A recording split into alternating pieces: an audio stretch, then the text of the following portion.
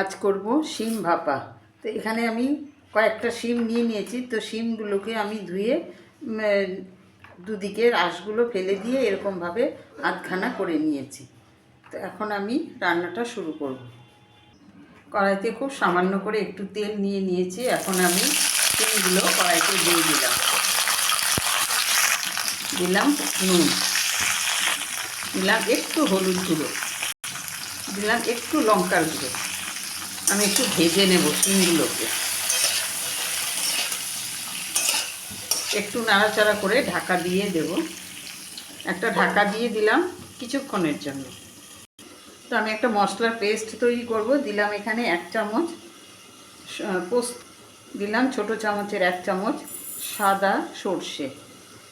তো 2টো কাঁচা লঙ্কা দিয়ে আমি এটার একটা পেস্ট বানিয়ে নেব। তো মশলাটার আমি পেস্ট তৈরি করে নিলাম। সেই সাথে আমি এরকম একটা ঢাকনাওয়ালা কৌটো নিলাম। তো মশলাটাকে আমি এই কৌটোর মধ্যে ঢেলে নিয়ে নিলাম। তো মশলাটার মধ্যে দিলাম খুব সামান্য করে একটু নুন, কারণ নুনটা আমি কম দিলাম। শিমটা যখন আমি ভেজেছি তখন শিমটার মধ্যে আমার নুন দেওয়া ছিল, সেই কথা মাথায় রেখে নুনটা আমি একটু কম করেই দিয়েছি। দিলাম একটু হলুদ গুঁড়ো, দিলাম একটু লঙ্কার গুঁড়ো, দিলাম 2টো কাঁচা লঙ্কা, দিলাম একটু সর্ষের তেল। তো মশলাটাকে আমি এখন ভালো করে সব উপকরণের সাথে মিশিয়ে নিলাম। এখন আমি এটার মধ্যে শিমগুলো নিয়ে নেব।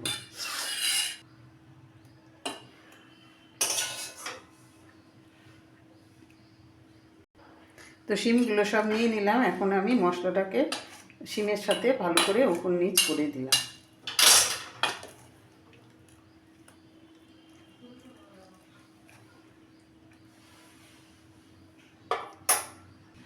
দিয়ে মশলার জারটা ধোয়া একটু জল দিলাম, খুব সামান্য করে একটু জল দিয়ে দিলাম। আমার একটা জিনিস স্কিপ করে গেছে, যেহেতু সর্ষে পোস্ত একটু চিনি দিলাম, খুব সামান্য করে একটু চিনি আমি ছড়িয়ে দিলাম, দিয়ে একটু মিশিয়ে দেব।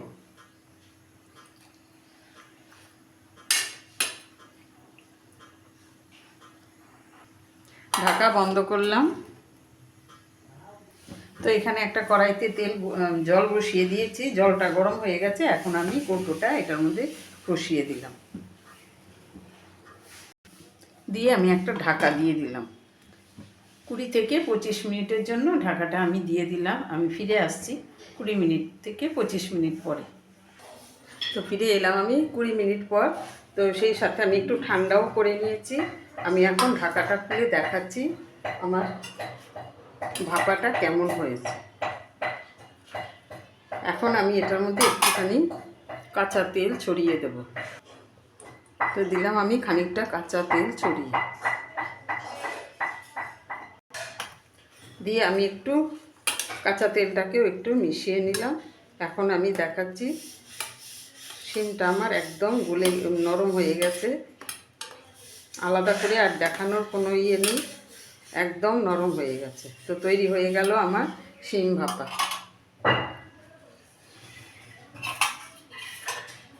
তো আপনাদের কাছে এই শিম ভাপার রেসিপিটা কেমন লাগলো অবশ্যই আমাকে একটু কমেন্ট করে জানাবেন। আর সেই সাথে প্রত্যেক দিনের মতন রিকোয়েস্ট, যদি ইউটিউব থেকে দেখেন তাহলে আমার চ্যানেলটাকে একটা সাবস্ক্রাইব করার অনুরোধ রইল। আর ফেসবুক থেকে যদি দেখেন তাহলে চ্যানেলটাকে ফলো করার অনুরোধ রইল। তো আজ এই পর্যন্তই, আবার নেক্সট রেসিপি নিয়ে কথা হবে। সবাই ভালো থাকবেন, সুস্থ থাকবেন।